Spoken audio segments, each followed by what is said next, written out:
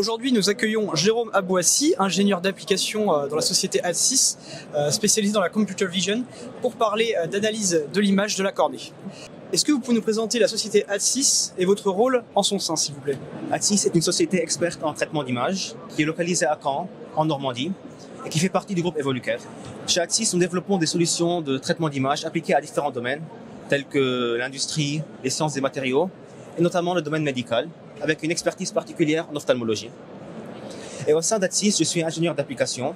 Mon rôle consiste à accompagner les clients en avant-vente pour mieux définir leurs besoins et leur cahier de charges, pour ensuite participer au suivi du projet auprès des développeurs. Vous parliez d'expertise en ophtalmologie. Est-ce que vous pouvez nous donner des exemples en fait, d'applications dans les secteurs, dans les domaines d'activité?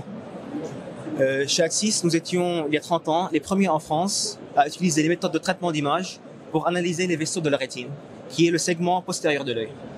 Et par la suite, nous avons été sollicités dans différents projets en ophtalmologie, que ce soit en France ou aux États-Unis. Nous avons créé notre propre filiale. Et tous ces différents projets nous ont permis d'avancer, d'augmenter notre expertise dans ce domaine-là, y compris dans l'analyse des images de la cornée, qui est le segment antérieur de l'œil. Vous annoncez la sortie d'une suite de logiciels concernant la cornée. Est-ce que vous pouvez nous en dire plus sur le logiciel et sur les cas d'application clinique qu'il y a autour? Notre suite logicielle s'attaque à deux domaines d'application sur la cornée.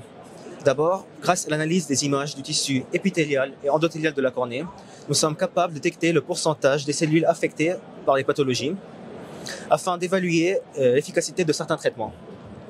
Comme par exemple pour détecter la sévérité de la dystrophie de Fuchs, qui est une maladie dégénérative des cellules de la cornée. On estime à près de 4% des plus de 50 ans qui sont affectés par cette maladie. Et le traitement de cette dystrophie se fait principalement par une kératoplastie, donc une greffe de la cornée. Ce qui nous emmène à notre deuxième domaine d'application, qui est l'étude du tissu de la cornée avant et après transplantation. Avant transplantation, une analyse du tissu nous permet de définir sa qualité et voir s'il est apte à être utilisé pour la greffe.